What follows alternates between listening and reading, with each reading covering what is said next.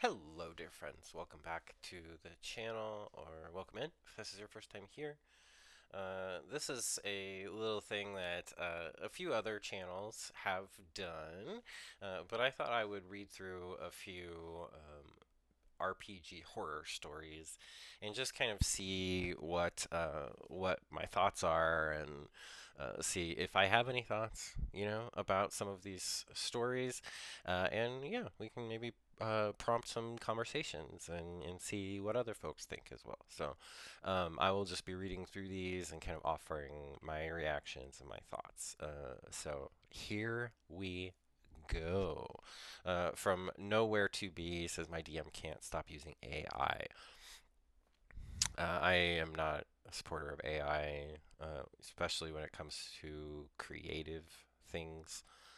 Uh, but we'll see what the story says. My DM is using AI for everything. He's world building with AI, writing quests, storylines, cities, NPCs, character art, everything. He's voice chatting with the AI and telling it his plans like it's a real person. The chat is even giving him quote unquote feedback on how sessions went and how long we have to play to get to certain arcs, which the chat wrote, of course. I am tired of it. I'm tired of speaking and feeding my real, original, creative thoughts as a player to an AI through my DM, who is basically serving as a human pipeline.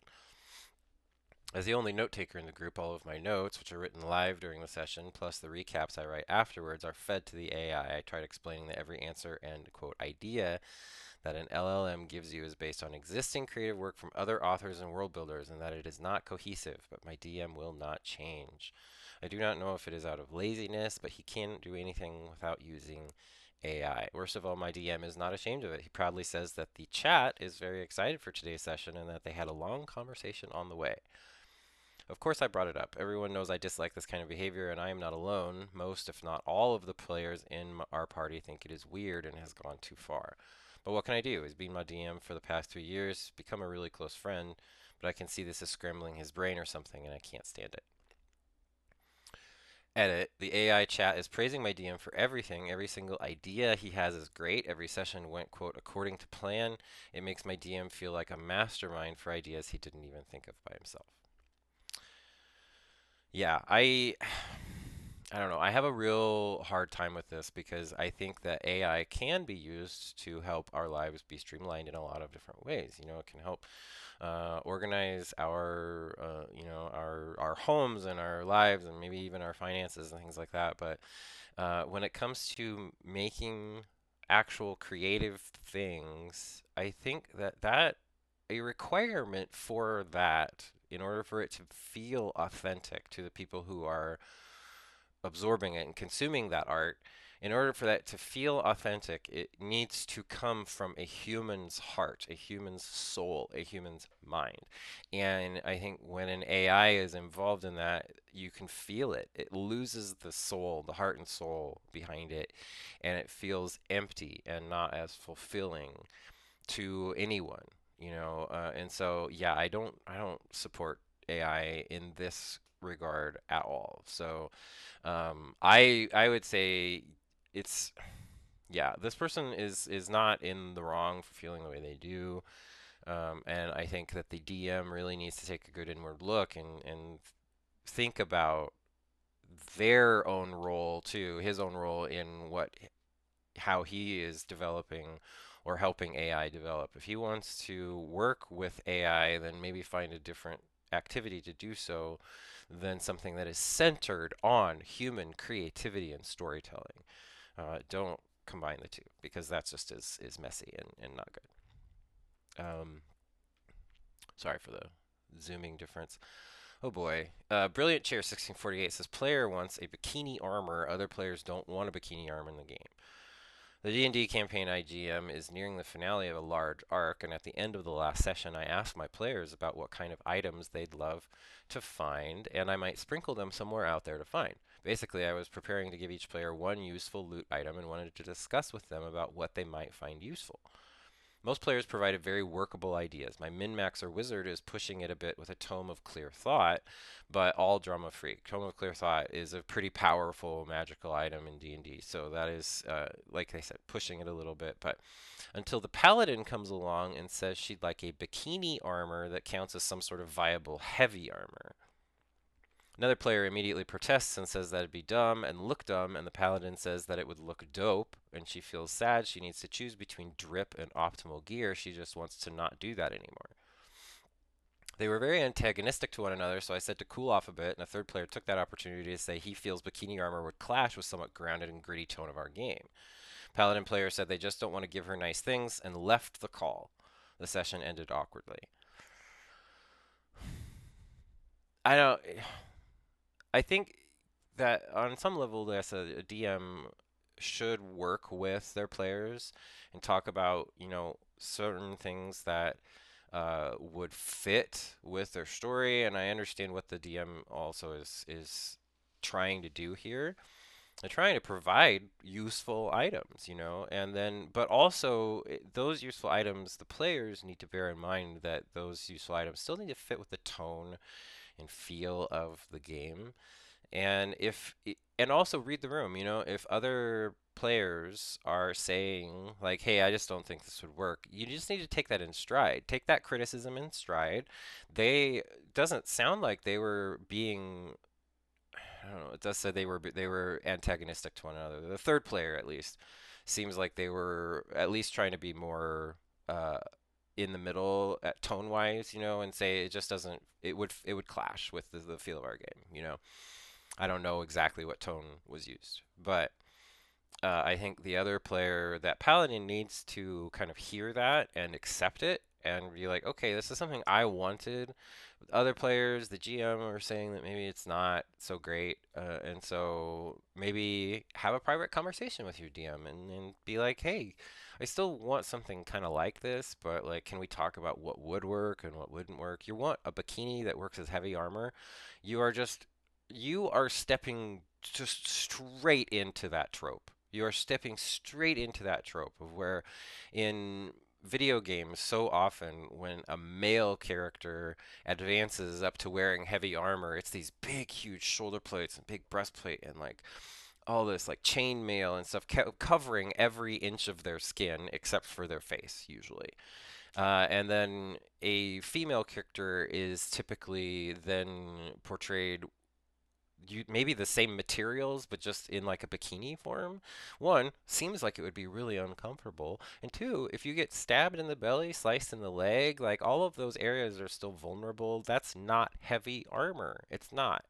So you need to talk about, and a paladins traditionally, if you are playing a paladin, traditionally they do wear kind of more of the plate and chainmail and stuff. So you would need to really think about like, okay, just because I want it doesn't necessarily mean it's going to fit into this world.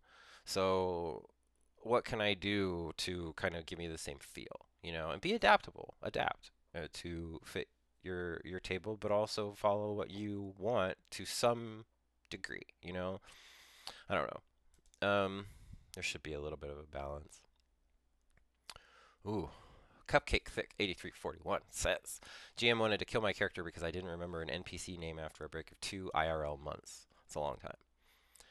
So we were playing Curse of Strahd, and our party is quote-unquote invited, forced by Rahaden, to go to Ravenloft. We were low level and had no way to fight him, so here we are in front of Strahd's throne. He welcomes us in his lands, and after a brief conversation, he tells us that we are free to go. However, it was already late afternoon. We were to sleep in the castle, and he warns us, do not for any reason be outside of your rooms at night.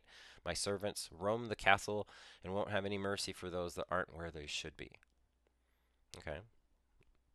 Butler shows us our rooms and tells us, quote, you are free to look around this floor if you wish. However, remember to be inside your room when the sun goes down or you won't be alive by sunrise. If you end up getting lost, just call my name. I will hear you no matter where you are and get there immediately. My character was a private investigator sent to Barovia to find a princess that was kidnapped by Vistani, so I couldn't let an occasion like this just slip by. I decided to take a look around while drawing a quick map of the floor and see if I could find anything or anyone that knew about the princess. Strahd said that he didn't know her, but I wasn't sure if I could trust him. The butler said that it wasn't my business to know who was or wasn't in the castle. Here comes the issue. The session ended here, however, due to a player having to go to Poland for work, we end up postponing the next session for more than 2 months. When we got back together, we resumed from where we left off, and at some point the GM tells me that the sun is setting. Here's the conversation. I go back to my room. I'm not taking my chances exploring at night. You try to get back, but you seem to be lost. I've been exploring for less than 2 hours, and I was drawing a map of the floor. Yeah, but you didn't draw the path you took. Roll for survival. Rolls a 6. You are lost and can't find your way back. It is almost night. I call the name of the butler and ask him to take me back. What's the name of the butler? I can't remember. It's been 80 days in real life, but I call him. How can you call someone if you can't remember his name? Dude, it's been more than 2 months in real life and less than 2 hours in game. You should have taken notes. And on Willem, my character is an investigator with a wisdom of 15 and an 18 intelligence, remembering everyone he meets is part of his job. I usually remember the names of NPCs, but I had no idea the next session would be almost 3 months later. At least let me roll for history or something.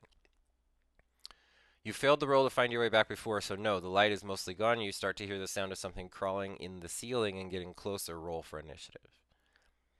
The other players weren't liking this either, especially the guy who had to go to Poland and maybe feeling somewhat responsible. He texted me the name of the butler because he took a lot of notes since he knew he may have had to stay abroad for months. So on my first turn, I call the butler's name. I survive 2 turns against 2 weird monsters that jumped me, losing 2/3 of my health in the process, and get rescued by the butler who calms them down and takes me to my room. Just this once, the GM said. I honestly do not think the butler should have come out past sunset, but I decided to be generous. I asked after the session the other players if I was crazy for being pissed about this, and they told me that they didn't help me only because they assumed the GM wasn't being serious, and when they realized that he actually was, it was too late. Yeah, like that. That's where it feels like the GM just has a very specific scene in mind and is not willing to be flexible about it. Like I talked earlier about how players need to be adaptable, but GMs need to be adaptable too. And GMs need to be extra adaptable, actually. Like, you are preparing a lot of things, yes. And, like, you may have prepared this combat encounter that you thought was going to be really cool, but you need to give the players an option and be open to those options. Especially, like, don't just shut things down. It's improv and storytelling together like this is all about yes-anding one another. And yes, there are times when you kind of do have to say no to things, obviously. But in cases like this, like it just seems like the GM just really wanted to have combat and just was not willing to entertain any other options, you know? So, ooh. Another. Oh wow. Okay. I just read the title of the thing, and it's just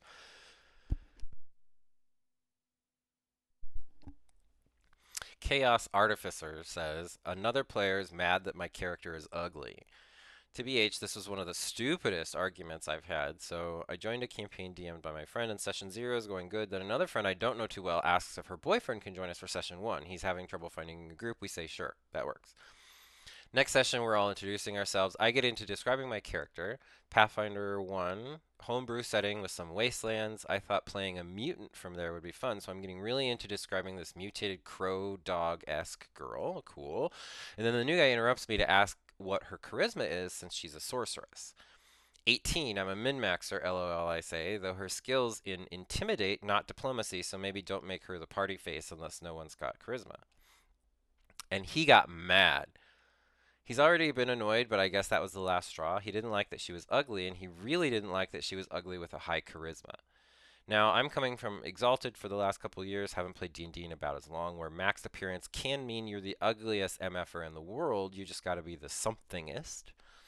And D&D charisma is always read to me like a weird love child of appearance, manipulation, charisma, but being mostly, well, charisma, with man represented in skill points and app as flavor. I'm not entirely sure that last little bit. Also, I pointedly put skill in intimidate, not diplomacy. She looks scary, not hot.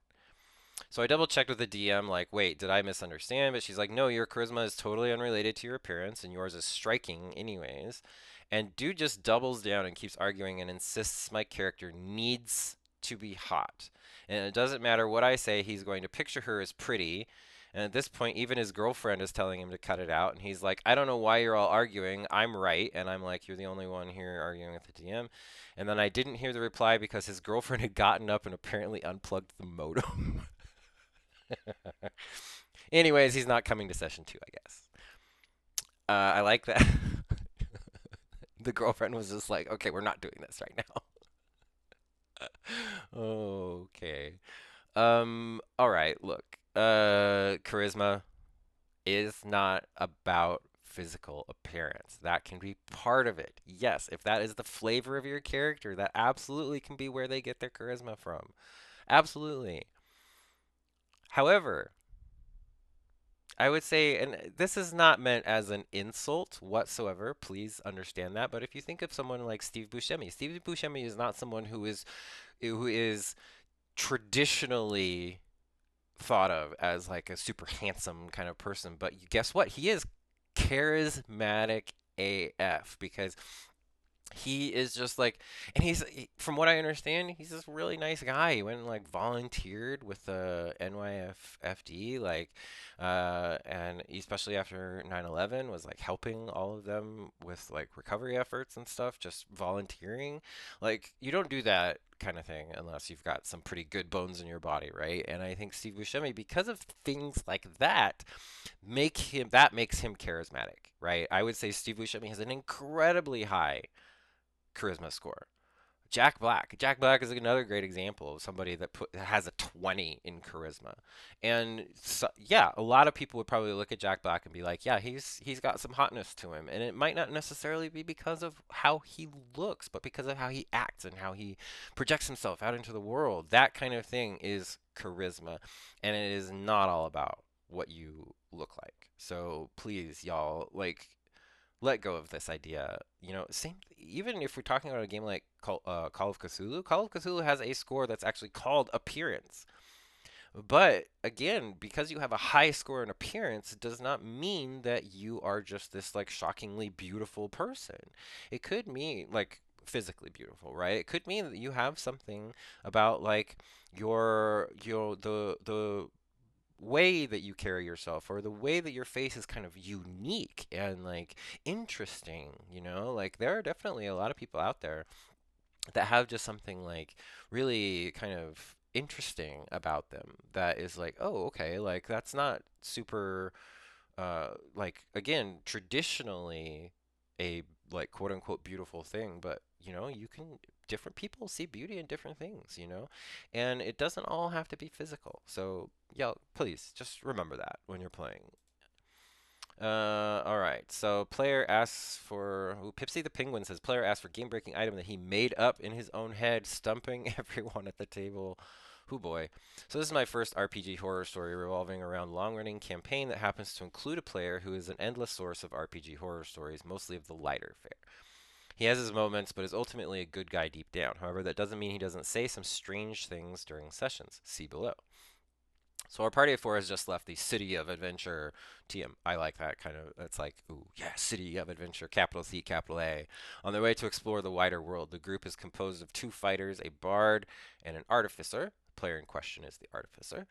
They've all just hit level 4 and are feeling ready to take on the open road. Now that they have greater access to their subclass features, they've started healthily experimenting with what they can do. All except for the artificer, who's been constantly attempting to break the game as hard as possible by inventing absurd magic items. However, at least they were all magic items that already existed in the context of the world or the game book, all except for now. The artificer opens his mouth and matter-of-factly declares he wants to invent unknowing armor. Everyone, including the DM, pauses and waits for him to elaborate. When he doesn't, the DM speaks. Put together a rough approximation of how the conversation went. What's unknowing armor? You know, unknowing armor. I haven't heard of unknowing armor. It's armor that is unknown to the laws of reality, thus making the user impervious to attacks made by anything that exists, even gods.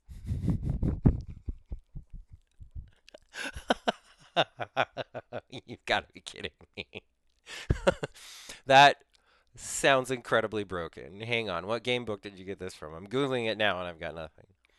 Oh, that's because it's a homebrew item of mine. What? We didn't discuss this before. And even if we did, why would I let you have such an astonishingly game-breaking item? How would your character even make such a thing? Materials to invent such an item don't exist in this world. Oh, my character would spend the game inventing this armor. I just said the materials to inventing this armor don't exist. It would break the story, gameplay, and world building wide open. Silence. No, you cannot have unknowing armor. This would only be the first in a long saga of the artificer asking for nonsensical items throughout the story, but I wanted to offer the first and strangest of these incidents. Come on. Like one I think maybe the artificer player was probably trolling the DM just a little bit. Maybe pushing the boundaries, seeing what they could get away with, but I don't know. I just think y'all need to be a little bit more cognizant of how game breaking the item is going to be. I don't care how cool it is for you to have it. You're over here as a player being like, "Oh my gosh, it's going to be so amazing. Nothing can touch me." And then the DM over here is just like, "Well, nothing can touch you." So what do I do? Where now is the risk for your player? Where now is like the tension for your player? It's all gone because you can't be harmed by anything. You're just invincible. You're rolling around here with Super Mario Star Power on all the time. I'm like, no, can't do that. Ooh. Pika T Chad says, Beholder on level 3 party. First of all, I'm sorry if my English is bad. This is not my original language. So far, you're doing great. To be honest, I'm not sure if this is really a bad thing because it is my first campaign, but it seems a bit unfair to me. We had just won a fight against a strong enemy, and I said, as a joke, and I insist on the fact that it was said with a joke voice and intended as a joke, and everybody laughed, knowing that this is a joke. I love how they're like being like, okay, so like it seemed super obvious it was a joke. I said at this point we can easily take a beholder any day. Oh come on, I have had players say that at tables, say that sort of thing at tables before, like, oh, we beat the goblins, we can take on a storm giant. Like, okay, they're not serious. Like, come on. Next session, we're doing a jailbreak, and inside one of the cells there was a beholder. I thought at this point that it was a joke, a reference to the past session. We managed to spice up the food to make guards sick and make our way inside the control room, and at this point I was knocked out. Our warrior dwarf decided to just press a bunch of buttons, and one of them unlocked every cell we were supposed to free a man from the prison, so this is a lucky guess, I thought. But as we fled the prison, the beholder started chasing us. Oh boy. We managed to run out and get to the extraction point. We need to use an elevator, so I asked, is there a button or anything? And he said no, but the beholder was still chasing us. Oh boy. We guessed that the button had to be down there, so the barbarian jumped because he's the only one capable of surviving the fall. Barbarians, especially, I think if it, what is it, the path of the totem is that I don't know if that's the right name of it. Anyway, the one where you can kind of choose animal kind of hearts, right? The heart of the bear, the heart of the eagle, I think is the one where you take less or sometimes even no fall damage for really big jumps. So anyway, that's neither here nor there. But when he asks, is there a button or anything, the DM says no. Therefore, our only way down is for the barbarian to use manual strength to slowly make us go down. I'm guessing like maybe like pulling on one of those like pulley wires or like trying to like push them down. I don't know, but um, Beholder arrives at this point. So we're stuck on an elevator with Beholder spamming us with all sorts of rays out of its like eyes. Beholders have 10 eyes, so they're just like shooting. You have to understand that at this point we have me, the bard, and only one support of the team with only 2 bardic inspiration and 1 level 1 spell slot. Oh my gosh. So this ends up, as you can imagine, we were 5-1. We were 5-1 was the barbarian making us go down. Oh yeah, so out of range, the dwarf warrior petrified, the tiefling magician who got turned to dust. Oh my gosh, the Aldrin rogue almost dead, and me at 3 HP and charmed, so I don't want to go down. In the end, he said that he knew this would happen and already found a solution to revive the magician thanks to his backstory. We still don't know what will happen to our dwarf friend, so I'm guessing they left. They had to end the session before they even got a resolution to the situation. Again, this is my first campaign, so I don't know if this is a common thing in D&D, but it felt like personal revenge. Please, any advice or opinion is welcome. Have a nice day. Oh my gosh. Okay, first of all, uh, yeah, you described the scene really well. Like you really like I was in it there with you, but this is definitely personal revenge on the DM. Like the DM wanted you to be scared. The DM wanted you to be like, "Oof, so glad we barely survived that." And instead, you cracked a joke. Somebody cracked a joke about like, "Oh yeah, we can." Some people don't take well to that, you know. And unfortunately, it sounds like your GM is probably one of those people who like, "Oh well, I'll show them," you know. Um, some would say we are in the whole world is in the state we are in right now because one person couldn't take a joke. So, yeah.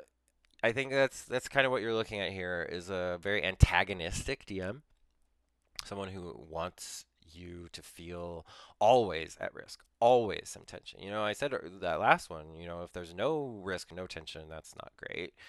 But if that's all it is, and you like the players are constantly worried that you're gonna do a TPK, a total party kill on them and just wipe them all out, then that's also not a great table to be at as a player.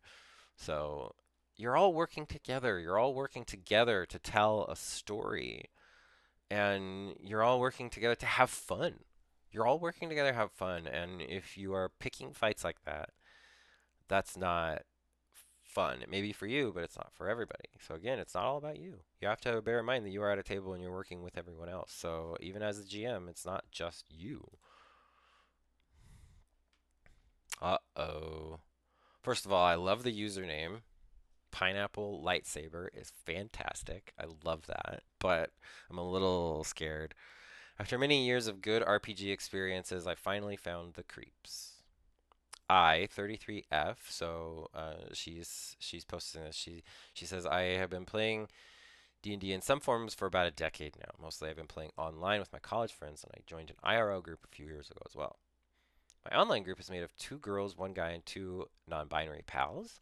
We all know each other really very, very well, having played together for the better part of a decade now. That's awesome. I was super nervous when meeting the IRL group at first because there's always an apprehension that comes with being a woman walking into an all male or all men group ranging from 25 to 40 years old. But to my surprise, everything went great, and they were all big fans of my sparkly dice collection and all pink dice trays and notebooks. I even tested them further by making my second character a raging lesbian. Once again, they passed with flying colors, and now after playing multiple campaigns and different systems together for the past few years, we are all very good friends. That's awesome. That's awesome. So, all in all, my D&D experiences so far have been overwhelmingly positive. I've made some good friends. Everyone has been very nice, very kind, very inclusive. But recently, with my online group taking a short break due to scheduling issues and my IRL group testing out new systems, I've been missing D&D. So I went online to look for groups to join. I found one that had an open spot and an upcoming session very quickly. I had a quick chat with the DM who seemed pretty normal at first glance, and I joined the Discord server for the group. DM told me what the group composition was and hinted that they might need a cleric. I looked through the rules in previous chats and found no obvious red flags. There are a few reasonable homebrews and house rules and a boatload of memes mostly. That's kind of that's sounds like a lot of Discord servers that I've seen, and also some that I run as well. Like most of it's just a lot of people that just kind of chit chatting and a lot of meme sharing. It's definitely a lot of meme sharing. Um, but then came the first session. Uh-oh. Everyone joined the voice call, and I noticed that most people had their webcams on, which I did not expect. I typed out a quick sorry, got to find my webcam in chat, and muted myself before saying anything. They started doing a recap of previous sessions and introducing themselves, and it all seemed fine. But then I plugged in my webcam, and they all went silent. Now, my Discord name and PFP are not explicitly gendered, but I have my pronouns in my bio, and my cleric is a woman as well. DM is a man in his 50s, I would guess. Rogue and Monk both seem to be in their mid 30s, and Sorcerer is late 20s, early 30s. So a range. Anyway, I introduced myself and my character. One of the guys made a quiet joke about them finally having someone to take care of them after battles, which I decided to chalk up to clerics being healers, supposedly. I mean, yeah, the clerics are traditionally one of the big healer groups, or healer classes, I should say. So if you are a cleric, a lot of times you'll get pegged as the healer. You can also tank as a cleric, you know, because you have like a lot of times you'll have like a shield and maybe like a mace or warhammer or something like that. Clerics, at least that's the traditional thing, but they get their power from whatever god they are devoted to, and a lot of times that involves some form of healing or party buffing or something like that. It's kind of just what clerics do, right? Um, hmm. The session went on. I was pretty quiet to begin with, being the new player in the group, but it did not take long for our monk to start trying to explain to me how short rests work. Mansplaining right off the bat. I said thanks for the explanation, but tried to make it clear that I do in fact know how to play D&D. Shortly after, Sorcerer tried to correct me on using Healing Word as a bonus action because spells take a full action. I argued that reading the spell description shows how the spell works, and that unless DM changed that as a house rule without stating it anywhere, I would be using bonus action spells as intended. DM confirmed that I was correct. Sorcerer and Monk both were a bit grumpy about it, but we kept going. Why would you be grumpy about that? Literally, some spells are bonus actions. They can be cast as a bonus action. So why are you complaining about that? Like, doesn't make any sense. Is it because it's a woman doing it? Y'all? Like, you stop. Stop doing that. Like, at one point, our characters had to attempt to pry open a door. Considering the party consists of a sorcerer, a monk, a rogue, and me, the cleric, it made sense to me that I would logically have the highest strength and athletics scores in the party. Yeah, of that range of classes, you probably would. Yeah, Q, monk, and sorcerer making horrified sounds at the idea that the female character could be stronger than their male ones. At this point, I was starting to be over it, and I made a remark about how there isn't any mechanics to gender in 5e, but I'm pretty sure there are some in editions from the 70s if they'd rather play that. I don't actually know if that's true, TBH. Don't come at me. I opened the door. We got into combat. As previously mentioned, none of the party members were especially built for frontlining, but Sorcerer and Monk did not seem keen to hide behind me and my shield and high AC, which is fair. For the monk, at least, I'm heavily side-eyeing the frontline sorcerer who could have teleported away at any point but didn't want to leave me defenseless or some crap. Sorcerer went down once. I got him up and then bashed the bad guy over the head with my mace, which was apparently kill stealing. What? On my next turn, I used my action to kill the other bad guy, which was also unacceptable according to Sorcerer because I was supposed to be the healer, not a damage dealer. Clerics are both, y'all. Clerics are both. They have a shield and a big old mace. Did she say mace? Yeah, she said she bashed her over the head with her mace, and she has a shield and a high AC. But guess what? She also knows healing cleric spells. So it's both. It's both. Women, anyone, can be both. Again, stop. Y'all need to stop doing this. You need to stop gatekeeping over someone's gender. Come on. I was a bit confused as to why this would be a problem. Everyone was alive. Bad guys are dead. Exactly. Anyway, the session ended there, and Sorcerer left the call pretty quickly. The DM asked me what I thought, and I honestly could not really think of anything positive to say. I was still kind of focused on what happened in the last combat. Monk tried to defend the Sorcerer, stating that he also had never played D&D with a girl, and that Sorcerer was pretty new to the game in general. I argued that if he was new to the game, he probably shouldn't be correcting other players on rules that he clearly has no idea what's going on. Yes, good. I'm glad she said that. Monk looked a bit sheepish at that, but didn't really have a response. Yeah, you won't. You don't have a response to that. You do not have a response to that. I'm glad she said that. I left the call and debriefed some more with DM in private messages. I'm not sure yet if I'll join that group again next week. DM and Rogue are cool. The campaign itself sounds very fun. And Monk sounds like I could potentially convince him to treat me as a person and not some sort of alien with tits, but I don't know if I have it in me to deal with Sorcerer weekly. I don't blame you. I don't blame you. He needs to get his stuff together, man. Like, you need to stop acting like this. Like, I don't know what has gone on in your life, whatever trauma you are still carrying, to give you this kind of a perspective on someone just because of their gender. And in a game where we are all here to, again, like I said before, we're all here together to have fun and tell a story. Why are you doing this? Why would you gatekeep people out of a hobby that you enjoy? Why would you not want more and more and more people to be involved in it and to love it as much as you do? Like, why? Yeah, come on. It's not some like tree house. We're not 10. You're not in a tree house with a sign over it that says no girls allowed. Okay? Like, that's not the world we live in anymore.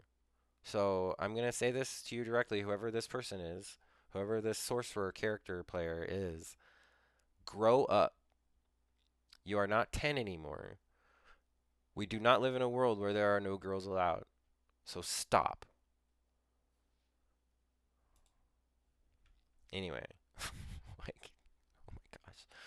It's just like, it aggravates me. I can only imagine. I can only imagine what it's like as a woman. And I'm so sorry that y'all have to deal with that. I'm so sorry.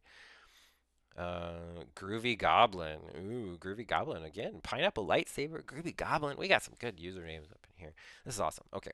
GM Rage quits because of a level 0 spell. Oh no. This happened over a decade ago. I was the forever DM in my group, but one of my friends sometimes tried to DM. Okay.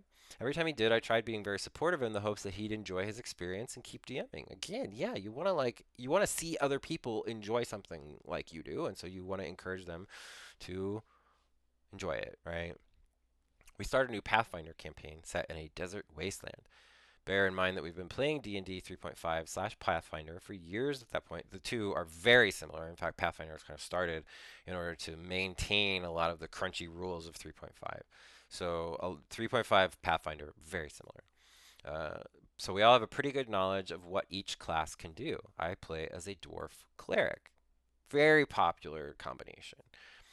Our session starts as our party enters a town whose inhabitants are barricaded indoors because of frequent sandstorms. Okay. A band of orcs took over the village's main well in a nearby cave and turned off the water distribution system, cutting the town's access to their water supply. That's not good. Townsfolk can't travel much further because of storms, but they'll die of dehydration unless someone enters the cave, deals with the orcs, gets the water pipes running again. It's a classic quest setup, right? So I announce I cast Create Water. That's my reaction as a DM. That's my reaction as a DM. If I had a player that did that, I would laugh and you just adapt. You think of another thing on the fly if you have to, but you maybe have another thing planned also that's like, okay, if there's a way around this, if there's a level 0 spell that can break your quest, you need to find other ways to keep that quest active. If you want your players to go into that cave and fight the goblins, then maybe they kidnapped the innkeeper's son, or like they also are trying to like set up poison gas to come up out of the water pipes or something like that. I don't know, but find another reason why they would need to go in there and deal with the goblins. Think of another reason why, not just like they need water.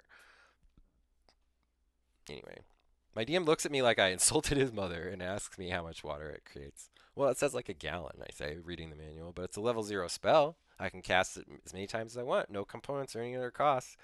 So I'll just tell everyone to bring me their bowls, jars, jugs, whatever, and we'll just stock as much water as possible.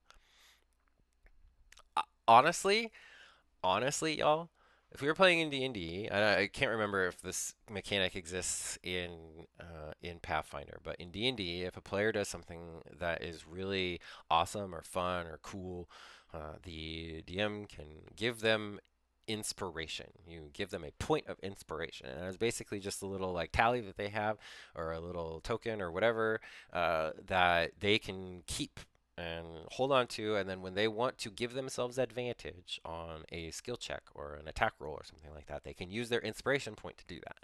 So it's a way of giving themselves a little bit of like, ooh, I'm going to save this and I'm going to use it when I really need it, you know. And if a player did this as a solution, if I had a whole dungeon prepared that like, oh no, you need to help the village with their water problem, and you need to go deal with these goblins. And my player is just like, actually, I'll just solve your whole quest right now. I would be like, inspiration, dude. Like, you get inspiration absolutely for that. That is so creative. It's so great. You use the tools at your disposal, and you solve the problem. Again, if you want somebody to go down into that dungeon, then find another reason why they still need to do that. You know, but if they have just instantly solved your water problem that you've given them, that is inspiration right there. You get inspiration. Absolutely. That is great. Groovy Goblin, you got an inspiration point for me. The DM lets them do that. Okay, the townsfolk cheer. There's still a sandstorm outside. We can't travel much further, so we stay in town until the storm subsides. Okay. We stayed in that town doing nothing for the entire game session. Any attempt to do anything outside would have us take damage and penalties. At the end of the session, we told the DM that we just didn't really understand what he wanted us to do since he just wouldn't provide us any opportunity to do anything. He was he was pouting is what he was doing. To which our DM replied, "Well, I had a really cool dungeon adventure in mind, which Groovy Goblin ruined by casting Create Water."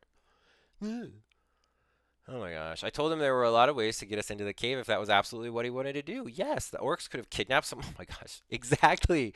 The orcs could have kidnapped someone from the town, or they could have started an ominous ritual in the cave. Exactly what I was saying. Exactly what I was saying. Or the DM could have just outright told us, hey guys, this is throwing a wrench in my plans. Please just go in the cave. Yes, exactly. Like, and we'd have been fine with it. DM got mad, told me to run the game myself if I was that great at DM, and he ended the campaign right then and there. In this guy's defense, we were mostly old teenagers who started playing when we were 10 and we were around 18 when this happened. Oh my gosh. That's no. There was an edit apparently to this. As many of you pointed out, a beginner DM can easily feel like their campaign is derailed when something unexpected happens, and I should have been more attentive to that possibility. I really wasn't trying to screw my friend over. I really just heard we need water, realized I had infinite water, and did 1 plus 1 equals 2 without realizing it could potentially screw over the whole campaign. It did you it's not you. It's not you. It did not screw over the whole campaign. That is on the DM. I don't care if they're a beginner or not. I don't care. That is something they need to be adaptable to. And if they are not adaptable to it, I think he maybe just realized that he's not gonna, or he's gonna need some practice and some work on that specific issue before people at his table are gonna be having fun. You need to be adaptable. You do. You just need to. I think we both had bad communication. I should have told my friend, hey, did I just screw over the campaign? Can I help you rectify that by coming up with ways we could be tempted to go into the cave anyway? Yeah, on the other hand, he should have been upfront with us when I derailed his adventure instead of keeping us locked inside for an entire session and then blaming me for it. Yeah. Again, we were both teenagers, so I'm pretty sure we'd handle it differently today. I'm sure. I'm sure. Yeah. Um, but yeah, oof. I don't know. I don't know. That's just yeah. I do feel like it's just important. Players do need to be aware that like, hey, your DM might have something prepared for this, and to recognize without metagaming that like this is something our GM really is trying to point us towards, and be open to that, you know. But at the same time, your GM also needs to be okay with things not always going to exactly how their outline is. So, um, okay. I don't. I think this might be the last one. There may be one more after this, but um, Belteshazzar 98. Belteshazzar. That's cool. I like that name. That guy gets mad at every other player for not playing our characters correctly for their class. I just had session 0 for a new Daggerheart game set in ancient Greece, inspired by Homer's writings and other epics from that time. Cool. All of us are experienced with TTRPGs, but none apart from the GM have played Daggerheart itself. Well, when we start pitching character ideas, that guy takes issue with all of them. I can see why that guy is capitalized. I decided to make a seraph. A holy protector, basically a paladin or cleric, but notably are not necessarily bound by an oath. Okay, that's important. Notably not. Who had betrayed their duty in order to save somebody close to them and entered a self imposed exile as penance. That's cool. I like that backstory. Well, that guy complains that paladins can't break their oaths like that without falling, so I can't play a character like that. I point out that I'm not playing a paladin in D&D, but a seraph in Daggerheart, and the DM agrees with me, so he drops it. I thought that would be it, but it was not. Another player decides on a witch who learned the basics of magic from Artemis as a child and uses a bow to fight in honor of her goddess. Cool. Again, you can have like enchanted arrows, and that's how you cast your spells. That guy starts complaining about a spellcaster using a weapon and how witches should use magic through a staff to fight instead of how the witch's player doesn't understand. Instead, and how the witch's player doesn't understand witches if he thinks they could ever use a bow. The witch's player tells him that it's his character and doesn't have to follow tropes. That's true. That is true. Then the last player decides to play a warrior who's the demigod son of Hephaestus. Again, that guy took issue with it. This time he complains about the character having a magical backstory when warriors aren't supposed to have magic and that warriors should be regular people who stepped up instead of because they have magic in their veins. At this point, the GM had had enough and tells that guy now that he isn't a good match for the table. But before he is removed from the server, he goes on a big rant yelling about how we are a stain on roleplaying for not knowing anything about classes. Oh my gosh. Oh. Y'all, lighten up. A stain on role playing? Come on. Come on. It's a joke, right? Like, allow your players to express their characters in the way that they want, and they will allow you to express your character in how you want. It works both ways. Like if that guy had then stepped up and been like, "This is how my character and it should be, and how I want them to be," and then all of the other players were like, "No, that's not how that should work," he would be so mad. He'd be so mad. So like, come on, like let people play the character they want. Don't take it so personally. That is the end of my little collection of these. I might do some more if y'all enjoy these. I might also do some on like some maybe food or kitchen horror stories as well, since I am a chef. In addition to being a game master, if y'all like these, let me know. I'm willing to do more. They're interesting for sure. But yeah, thank you so much for hanging out with me, and yeah, if you would like to join any of my tabletop games, I'll throw some links down below. If you want to subscribe, that would be awesome. And yeah, we will catch you real soon, y'all. All right, take care.